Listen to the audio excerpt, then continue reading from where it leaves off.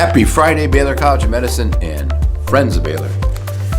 So unfortunately, like this, there's no real change with what's going on in the world today. Same places are on fire that were on fire before. Kind of a little bit depressing. The U.S.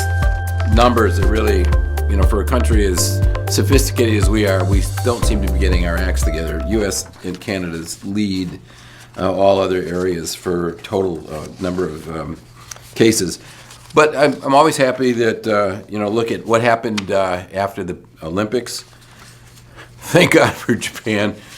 This is what the Olympics did for them. They have one of the biggest spikes around. They actually look worse than we did. So as predicted, I said I was pretty sure the Olympics were going to be setting records. Well, the Japanese are setting records for cases. And then for all you physicians out there, I was trying to look at this, the UK. Remember, I was really excited that the UK had this huge spike and it came down and then it started going up again. Unfortunately, it looks a little bit like a STEMI, which is an ST elevation MI. So I'm not sure if they're all going to die from a heart attack from the excitement, but it doesn't look particularly good. And in the United States, well, I try to be positive about it. I'll be honest. I had never thought in a million years that this fourth wave would be as bad as the third wave, but it's sure looking like it could get there. I'm hopeful that it looks like it's beginning to plateau, but it's still an awful lot of cases. Daily average up to 150,000 cases, hospitalizations 93,000, deaths over 1,000 a day. I mean, it's just not good. And we still have only 52% of the entire population that's vaccinated. And, our friends at the Institute for Health Metrics and Evaluation, well, if we're lucky, we will be peaking about now, but unfortunately, if we're not lucky, it's going to be until, early October, mid-October before we peak. I think it'll be, I'm hoping that we're peaking over the next week or two, and we can finally get some rest. Unfortunately, the hot spots are still in the same places. What are you eating? It's like some earpiece. I don't know. She always finds something new to eat. Last week it was a spice thing, and now this week, I don't know. Behave yourself, Liz. Anyway, we've got the same hot spots, the southeast. And if you look at where the vaccinations are the least, it's exactly the same places. I don't know how many different ways to say the same thing, but if the places that are least vaccinated are the places that have the most cases. And of course, Mississippi, I wouldn't call this a peak. I mentioned before it, this is like a monstrous wave, the tsunami going on in Mississippi. So, I love this graph that we get, which is, the highest risk areas. And green is the, places that are lowest risk. So I found one green spot. Finally, I've been looking for the green spot, and in case you're looking for one place to go that has the lowest risk, it's Custer County, Idaho. They've had 0 cases in the last 7 days. So Custer County was founded in 1881, has a population of 4,368, and a square mileage of 4,938. So I figured it out. In the United States, to be safe, you have to have one person per square mile. That's the only way. I mean, now that's taking physical distancing to a new level. We got one person per square mile in Custer County, Idaho. I'm flying there tomorrow. I'm going to spend the week. So this is the kind of, data from TMC that was depressing. I was saying, no way will we hit 4,000 cases per day on average. Well, we hit 4,892. So we have set a new record. It's much on a per daily case level, it's higher than it was in the third wave, and hospitalization set a record too. So we went up to 390 hospitalizations per day last week on average. So I don't know about you, but I'm getting sick of this, and healthcare workers are getting sick of it. I mean, and really, it's not fair to anyone who's vaccinated. It's getting kind of crazy. And if you look at the pace of vaccination by county, this should all be dark green. Well, it's all light green in a lot of these places. And if you look at the current pace of vaccination, When will we hit 90%? At the current pace, it looks like it'll be March 15th of next year. So just between us kids, this will go on until 2023 if we go at that pace. And so, I think a lot of healthcare workers are getting burned out and frustrated. We're losing nurses. So I think it's time. I mean, I hate to say it, but I think it's time we start thinking about policy issues and whether or not we need to be more aggressive about getting people vaccinated. And I'll just give you an example. So you may not know this about Lily, but she's global services on United. So United, that's their highest level. She travels all over. So I take her on the plane, and you know what they make her do every time? She has to show her vaccination status card every single time she gets on the airplane. And so, of course, Lily says to me, well, that's not fair. Why can I walk on the plane without a vaccine status card, and I have to show her vaccine status card? And I don't think I'm trying to think if anyone died from having a dog on an airplane yet. I think there was one that was bitten once, but I'm not sure. But, Lily's going like, why me? Why do you get to walk on without me? So I told her it was my personal freedom. And then she said to me, well, wait a minute, you have to show your driver's license or your passport to get on. And I make her buckle her seatbelt. She said, you buckle your seatbelt. You can't go into a public building and smoke. You can't smoke on the airplane. Well, what's with that? So it's very hard to, when she starts getting argumentative, it's very difficult. So I asked her, well, what do you think the solution is? And so she said, I think all humans, just like dogs, just like her, should have to show their vaccine cards before she gets on an airplane. And before I get on an airplane. And I said, I thought that was a pretty good idea. But what's amazing to me, I think Juliet Kayyem, the former Assistant Secretary to Homeland Security, came up with that idea. So I have a suspicion that Lily is talking to Juliet Kayyem, and I'm going to have to check on this because Lily is starting to think she makes policy. So we'll see. We'll see if the policies develop that we have to show our vaccination cards to get on an airplane. That would help move this along about a year in advance. Well, let's look at some data. What about the impact of Delta on the efficacy of vaccination? Everybody cares about that. Everyone's asking because of this booster issue. So there was a great paper in New England Journal of Medicine looking at the data from the UK. And what they showed was actually that Pfizer's vaccine effectiveness after 2 doses was 93.7% when it was the Alpha variant, and it dropped to 88% when you included everybody, including the Delta variant. But if you separate it out, like, okay, in the beginning and then just the people at the end, it looks like the efficacy for Pfizer dropped to about 67%.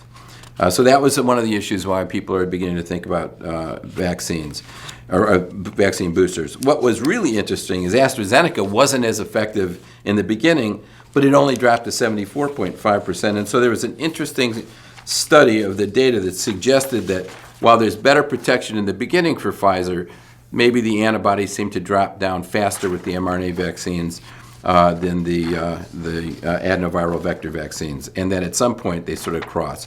But again, this is really kind of the stimulus behind talking about boosters. But there's a lot of data from other countries and other studies. So in Canada, there was a study on the full vaccination with Pfizer, Delta compared to Alpha and the Beta Gamma virus strains or variants of concern. And in the beginning, they were all about the same. The interesting thing is that the variants that there hasn't been really a drop in any of the vaccines' ability to prevent hospitalization. So in Canada, the data are pretty good, that they still remain very effective. Qatar had an interesting publication that suggested they were actually dropping very quickly in effectiveness. The Pfizer effectiveness against Delta actually had dropped to about 60% in their small study. For Moderna, it was around 89%, and they had suggested that potentially Moderna was a little bit more effective than Pfizer against the Delta variant. But I think it's too small a series to really know. And then the Mayo Clinic group reported, a large group in the United States, showed that vaccine effectiveness against the hospitalization has remained very, very high. Moderna 81 and Pfizer 75%. So very effective at preventing you from being hospitalized and very sick. But that the infection for preventing you from, the effectiveness for preventing you from being infected had dropped pretty significantly. For Moderna, it was 76%. And Pfizer was down to in the mid-40s. And so those two are really suggesting, again, the reason why people might want to consider a booster shot. The CDC came out with an interesting study. They've been following a cohort called the Heroes Recover cohort. And what they did was look at both Pfizer and Moderna for a while, and they were, in the beginning, they were 90% effective against preventing symptomatic and asymptomatic infection. And what they showed was that overall, over time, that effectiveness has dropped to 80%. But when they compared the beginning cohort to the most recent cohort, it's declined down to about 66%. I would remind you, in the beginning of this whole thing, we would have accepted any vaccine that was 50% effective. So these are still pretty effective even against the Delta variant, but it looks like it's declining, and so that's one of the reasons why everyone is pushing for booster shots. Okay, there's another question that comes up all the time. You know, I was infected. Why do I need to get a booster? Well, there's an interesting study in the New England Journal of Medicine looking at healthcare workers at Oxford University trying to figure out whether or not previous infection conferred some immunity. And so they looked at people who were seronegative in the beginning, and they had a pretty significant risk of developing of COVID-19. But in the people who had been infected and had antibodies to it, after a year, they had very, very low recurring infection. And so it sort of suggested, similar to the study from China, that there is protection over a long period of time. But you remember last week we reviewed the study in Kentucky that showed that if you add a vaccine to that after being infected, you're 2.5-fold less likely to be infected. And so there's good protection from being infected, but there's even better protection from being infected and also getting a vaccine. One really, really interesting study, I think very, very exciting for the future, was the potential for a pan-coronavirus vaccine. So I've mentioned Bart Haynes' work at Duke before, where he took people who had been infected and looked at their antibody production and found a particular antibody in one individual that was very effective at neutralizing many, many different viruses. So this group from Singapore did a slightly different thing. They took people who were previously infected and then were vaccinated with Pfizer. And they looked at their ability in certain individuals to have a pan-effective antibody. And they found in some people there was a very high level of broad-spectrum protection against many coronaviruses. And so that data, along with Bart Haynes' data, suggests that there may be a way to develop in the future a vaccine that's targeted to many different coronaviruses, not just SARS-CoV-2. So what's going on with pediatrics? That's sort of the big talk as school begins. The American Academy of Pediatrics reported that so far there have been 4.5 million cases of COVID in children. 180,000 cases were reported just this past week. So it's a big surge in kids' infection rates. And it's still pretty, okay if they get infected. Only 1 to 3% of them are hospitalized, but it's still a lot. And so far, 402 children have died that have been reported from COVID-19. And while that represents a very small number, none of them should die. There's no reason for a kid to die from COVID at all. So, hopefully we'll get them protected with vaccines. And you can see how big a spike it's taking place in the world of pediatrics. And our pediatric hospital is full, and kids are being admitted to hospitals. Even if it's a low rate, the fact is there's so many kids getting infected now, the low rate is still leading to a lot of admissions. And then the last thing I wanted to talk about really was pregnancy. One of the sad things is this past week we had 17 admissions to the Texas Children's Hospital Pavilion for Women.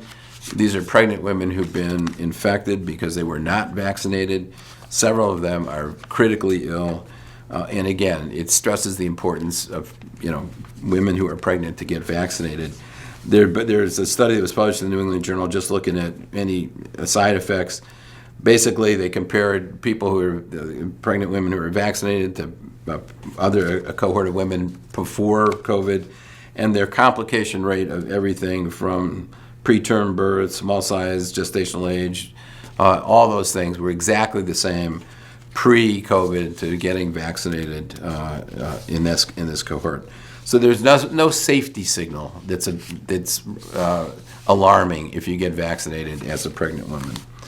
So I wanted to finish today with a couple of shout outs. First of all, I'm really proud of my fellow CEOs of the Texas Medical Center and Jim McDevitt, who created an open letter to the community of Houston that sort of encouraged them to continue to be vigilant about mask wearing for kids in schools.